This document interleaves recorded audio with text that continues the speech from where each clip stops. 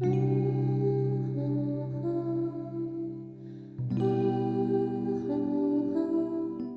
年，41岁，失业1年半了。今天又去面试了2家公司，都被拒了。原因是因为年龄太大了。打开招聘软件，外卖、快递、家政、保安、滴滴，一直在给我推这些工作。中年失业它不是暂时性的失业，它就是永久性的失业。中年失业这件事儿终于也轮到我了。年前到现在已经失业2个多月了，一开始也没什么特别的感觉，就觉得失业了再找一找，总归能找到的嘛，对吧？大不了就降低一下这个心理预期。但事实上2个多月投了无数简历，也面试了几十家公司，一个 offer 都没拿到。我在40岁的时候下岗了，同一年我老公也失业了。要不说咱们是2口子呢，心往一处想，没往一处倒。去年挺火的电视剧《凡人歌》剧本是不是根据我们家编出来的？人到中年，夫妻双双失业，家里尚有2名质子。我们就是传说中的天巨之子。工作了17年的地方，盖几个戳就可以走了。离开单位的最后一天，领导说给我开个欢送会，结果会上同事们痛哭落泪，给我祝福，给我安慰，把我的欢送会开成了追悼会。我和老公就像2枚被时代突出的果核，为了防止悲伤逆流成河，我们失业后的第一件事就是拿着20多万的离职补偿金去了趟澳洲。这点气节还是有的，就算哭也要去外面伤心，绝对不把负能量留给祖国母亲。你信不信再过5年10年，什么摆地摊卖早点卖卤菜的，当保安保洁保姆的，全是我们80后，遍地都是。我老公35岁失业了，1级建造师，失业在家待了有大半年，月薪从当年的3.5万现在是0。我今年44岁失业了，63岁才退休，这10几年怎么过呀？这是我今天看到的一条留言，这哥们儿和我同岁，按照延迟退休政策，我也是19年后才能领到退休金。我们做一个测算，一个普通城市家庭每年支出15万，19年一共需要285万。看着这个数字啊，很多佛系的人都不淡定了。中年失业不外乎2种可能，要么是公司嫌你年纪大了，社会上有一大把年轻事儿少体力好的人在跟你竞争。第2种情况呢，就是你的职场性价比变低了，你的薪酬水平超过了所谓的岗位价值，老板觉得雇佣你啊不划算了。但无论是哪种情况，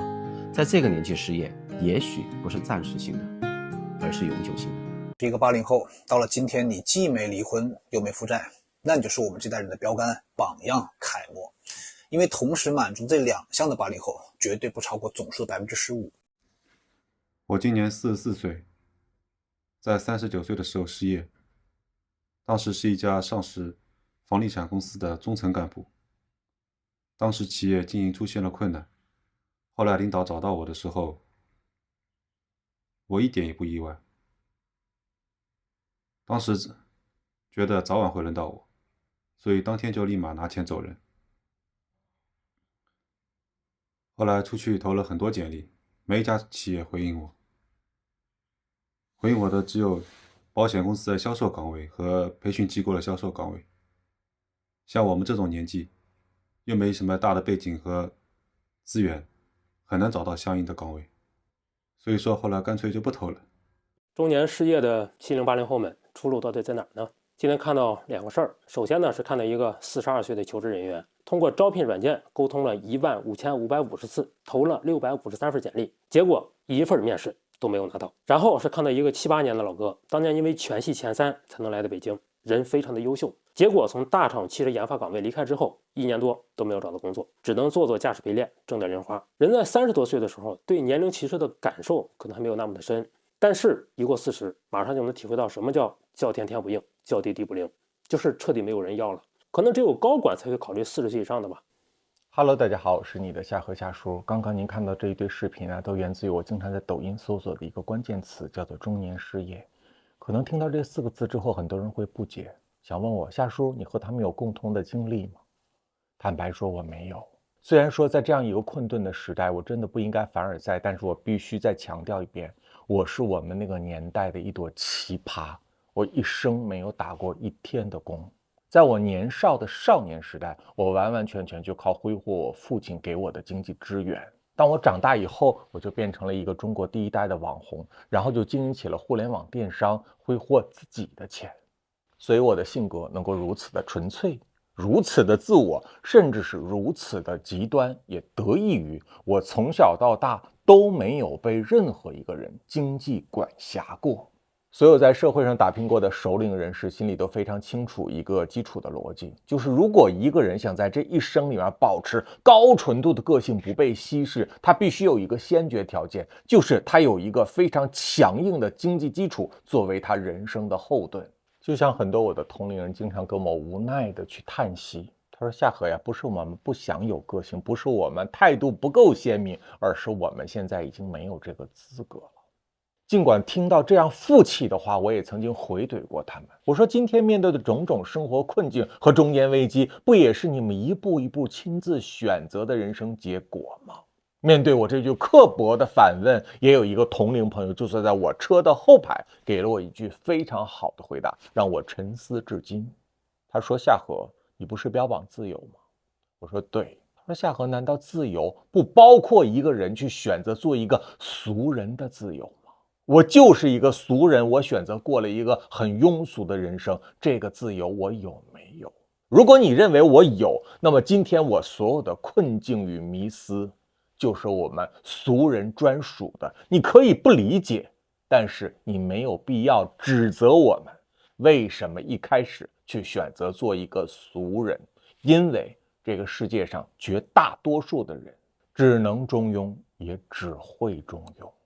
他的这句灵魂回复让我后来一度陷入了很长时间的自我反思，所以我今天想聊一个很宏观很抽象的话题，被时代抛弃的80后们。为什么我这么武断的说80后是被时代抛弃的一代人呢？因为80后的这个前半生啊，它不仅仅是一个群体的个体命运，而是宏观历史与微观生命彼此之间的一场共振。这个共振里面有相互成全，也有相互毁灭。80后从出生直至人到中年，中间这不长不短的40年上下的时间里面，每一个个体生命的成长节点都与中国的政治体制改革高度的重叠，而且这不是一种巧合。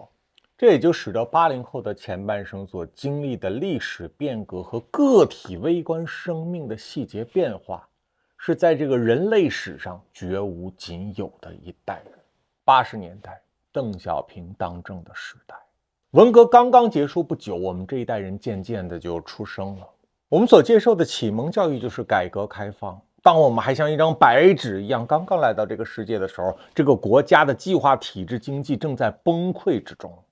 转入市场经济了。这个国门忽然间打开，涌入到我们世界的全部是西方的民主社会的新鲜玩意儿。所以我们这一代人并没有什么强烈的民粹主义情怀，甚至没有几个人拥有真正的爱国情怀。我们打开那个斑驳的黑白电视机，能够听到的新闻就是邓公那句经典名言，我们要韬光养晦，发展经济。发展经济就要搞外交，搞外交跟谁搞外交？跟美国搞外交。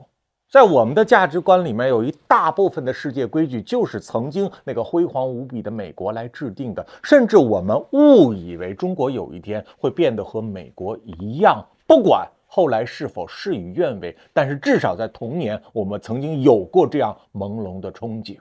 转眼间到了90年代，迎来了我们自己的少年时代，我们终于有一点点长大了，知道自己想要什么了。当时执掌中国大印的是江泽民先生。关于江泽民先生的评价，在他死的时候，我做过一期影片，给了一个比较中立完整的评价，就是虽然他执掌中国的这段历史时间是有功有过，但整体来看还是带着中国向一个昂扬向上的方向发展着的。至少在经济领域，中国90年代实现了初步的腾飞，也开启了江泽民时代的3驾经济马车：外贸、基建、房地产。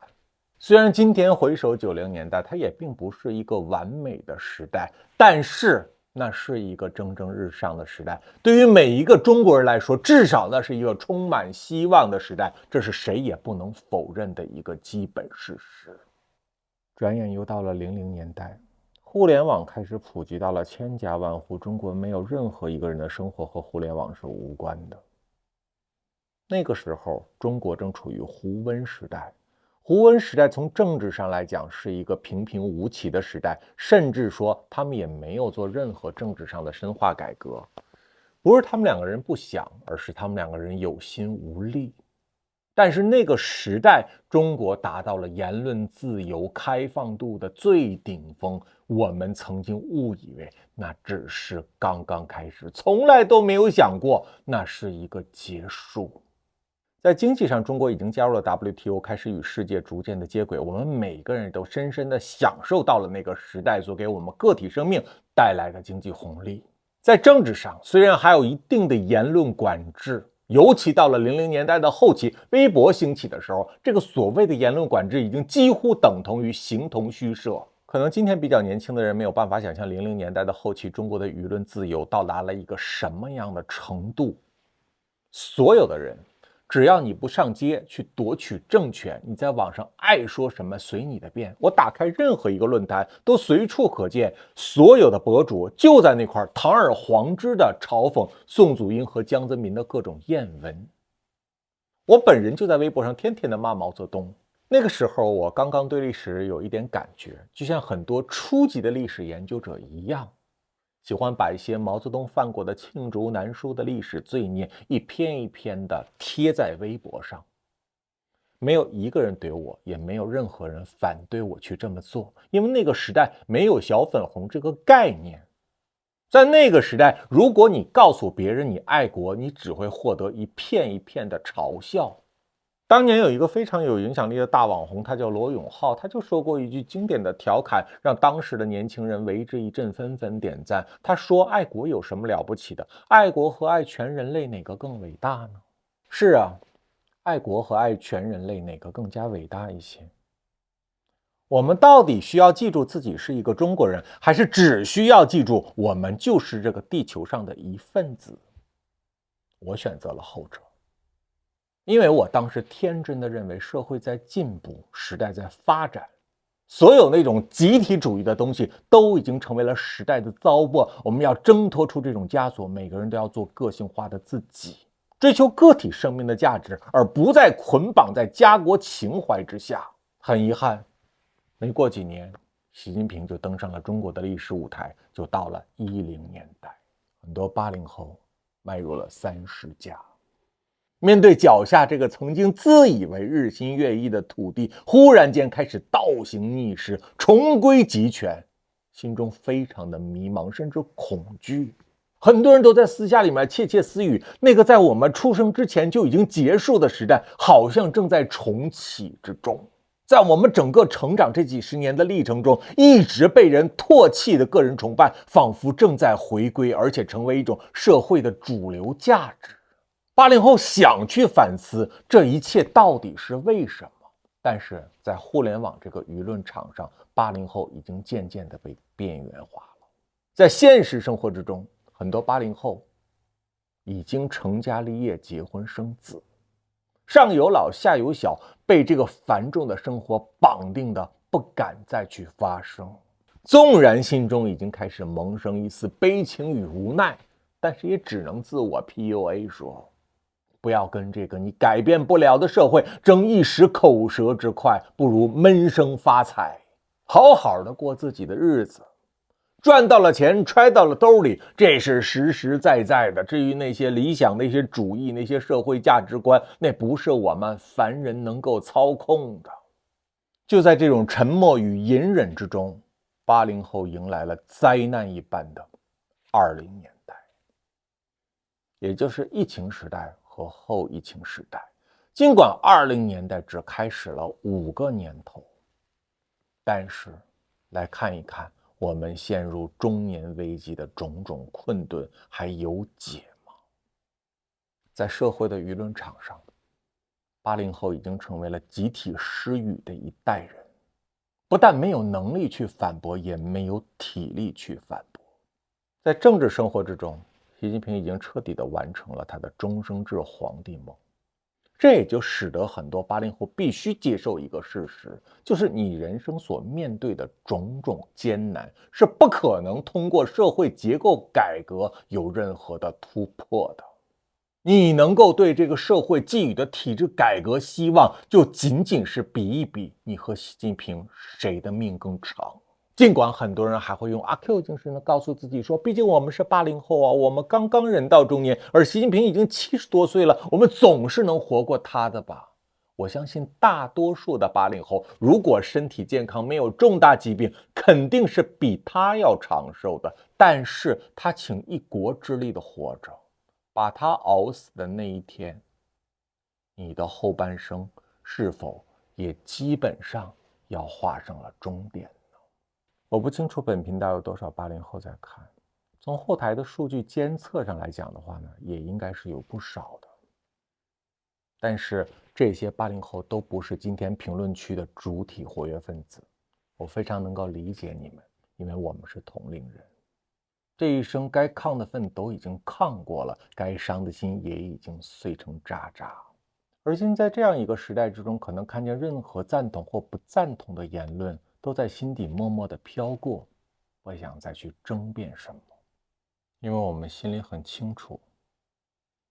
真正背叛了我们，或者说是捉弄了我们的，并不是某一个人，而是那个叫做国家叙事的东西。在我们的青年时代，也是中国这个国家叙事最迷人的那个历史阶段，我们所憧憬的一切和今天的现实全部产生了巨大的割裂，一切都会越来越好的那个承诺，变成了今天的维稳高于一切。互联网承诺我们的那个言论自由、人人平等，变成了今天的忠诚不绝对等于绝对不忠诚。我们曾经迷信过的，通过努力，通过学习，通过诚信，或者是通过自己的个性，换来在这个社会中可能有那么一点点精英的位置，如今已经变成了共同富裕才是新中国的一场革命。即便是很多人苟延残喘，心灵之中最后的那个小堡垒叫做中产梦，如今也是满目疮痍，迎接你的就是失业，且永久的失业。说到中产梦，现在80后们垂垂老矣地回想起这3个字，是否感觉这真是一场笑话？这真是人类最大的庞氏骗局。80后是中国第一代拼尽全力贷款买商品房的人，80后也是中国社会创业大潮最积极的一代参与者，如今也已经成了受害者。80后是最喜欢生小孩，生完小孩又拼命的鸡娃，给孩子无限的投入教育经费的一代人，而今换来的是什么？是换来的自己也非常清楚，无论你怎么在教育上投资，你都不可能再让你的孩子冲破任何社会的壁垒。80后是既得利益幻想症最严重的一代人，甚至一度我们不自量力地认为我们比前人拥有更先进的互联网思维，我们比后面成长的孩子拥有一个更好的改革开放红利，被吃到了。而如今这份自恋换来的是什么？换来是80后的前人们至少还可以领着一个不错的退休金，80后的晚生后辈们至少还有一个中产阶级的父母可以回家躺平。而我们这一代人所谓的上有老下有小，孩子只能花你的钱，老家那白发苍苍的父母，我可得把丑话给您说在头里，如果哪天身体不好了，忽然间就嘎过去了，这已经是你人生中的大幸，因为无非您就哭个把月，眼泪擦干，日子还能继续。但如果好死不死，身体还算是康健，就是得了一场大病，你到底治还是不治呢？想把手中的房子卖了，换一笔现金，让自己获得空前的满足感，休闲那么一段时间。但是大多数人的房子已经疯狂的贬值，你现在把房子卖了，也仅仅能把贷款那个窟窿填补上，之前那么多年的付出付之东流，化为乌有。退回到小城市的老家去养老颐养天年，对不起，您刚刚40岁，距离拿退休金还有20年的日子。这20年你该怎么活？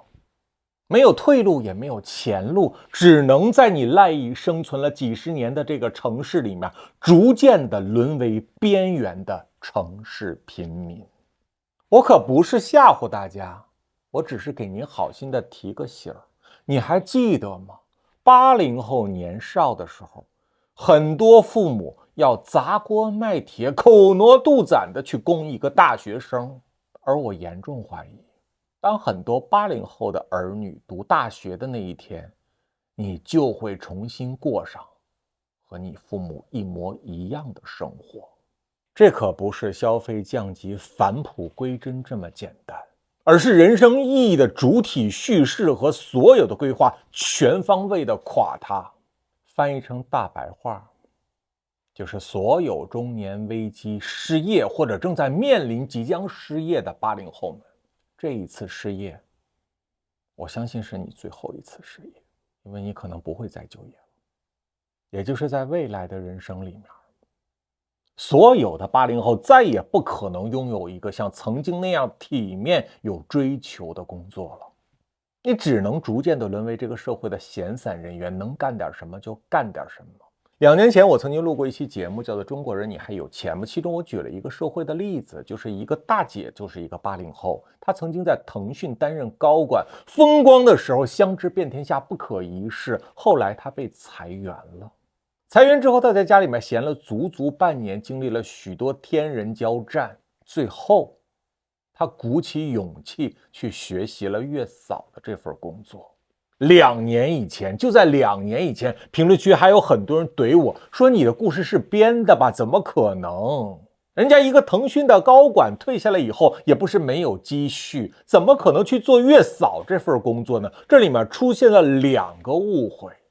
第一个误会就是你能有多少存款？你只是腾讯曾经任职的一个中高层的高管而已，你可不是腾讯的股东啊！你的存款能有多少？我往多里跟你说好了，200-300万。你有多少银行贷款还没有还呢？一个月就得好几万吧？你孩子读的国际学校还要不要读了？一个月也得上万的开销吧？是你家里一个人失业了吗？你的另一半工作依然稳定吗？还是你也要做好随时他也可能失业的准备呢？你的父母已经几岁了？就祝他老人家身体康健，永不生病。但是哪一天万一是寿终正寝了，买块地的钱你有吗？这些林林总总都加一块，请问就即便您曾经辉煌过，有过几百万的存款，够干什么的呀？经不起任何的人生一场风暴打击。所以他去选择了做月嫂，这也就是我要跟大家强调的第2个误会。月嫂怎么了？这也就是第2个误会的所在点。你回家问问所有的80后，不管是你的叔叔阿姨还是你的大哥大姐，你问问今天他们怎么看待月嫂这个职业。月嫂低级吗？月嫂是谁想干就能干的吗？那玩意儿没门槛吗？我告诉你，不管你曾经是一个上市企业的老板也好，想必今天也已经负债累累，或者是中国1线大城市的一个高级白领，每天背着全是名牌包包，想必这些东西如今都已经送到了二手奢侈品店里去了。未来的日子，谁要能通过自己的双手和智慧，还能赚一个月薪1万元以上的稳定工作，起码可以称之为一技之长，你已经是一个能屈能伸的人才了。没错，每当我说到中国经济下行的问题和失业率的问题，总会有很多爱国的人士跑出来怼我，说夏河你说的不对呀，你这还是老眼光啊！中国现在已经主力发展高科技了，那叫新质生产力呀。您说的也对，我也客观承认你的观点，中国在新质生产力方面确实有一定的成就和突破，但是请问，新能源呀、电动车呀、芯片呀、军工啊，这和80后还有关系吗？这些所谓繁荣的新质生产力，还有任何一个板块需要从被裁员的80后里面招聘人才吗？答案是不言而喻的。听到这儿，可能很多人特别的绝望，想问我一句，夏叔，那你觉得这个问题它还有解决办法吗？如果从物质层面，我非常斩钉截铁地告诉你，没有了。你唯一能够寻求的解决办法，可能是在哲学层面，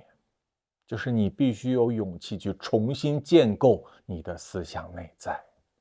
你必须去接受一个悲情的事实，就是时代的发展并不是永远向前的，它是螺旋式的。你只能被迫无奈的去隐忍你曾经年轻时候信仰的那些价值观，在今天这个国家就会被不断的羞辱，反复的霸凌，直到你不听不看麻木为止。与此同时，我们也的确的老了就是老了嘛。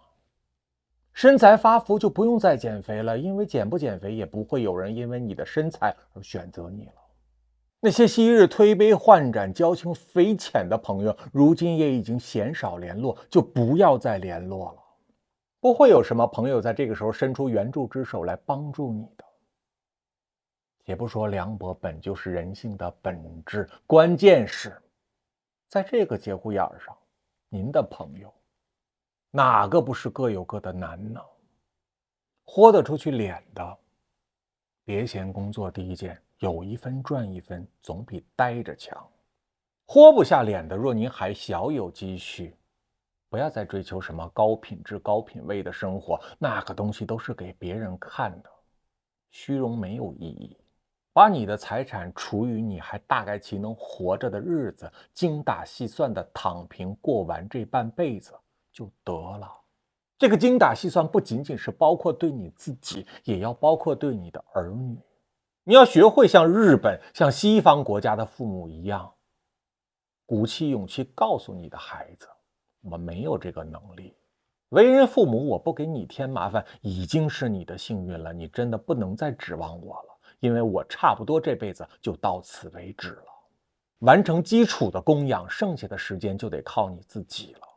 也许这在中国的人情社会和殷勤家庭关系之中很难做到，但在绝大多数的发达国家，人与人之间就是这样凉薄的活完后半生的。没有人养你的老，老了以后你就去养老院，你也不需要为你的子女操心那么多的事情，就像日本社会一样，家庭条件比较好的把你的大学学费给你交了，家庭条件不好的，就即便是你的学费都得靠你自己打工去争取。如果因为家庭条件实在是太一般了，使得你走了什么弯路，那也是你的命，你已经成年了，你要自己负责你自己，别再卷你，也别再卷你那可怜的孩子了。因为世道走到了今天，你心里非常清楚，通过学习和努力来完成社会阶级的跃迁，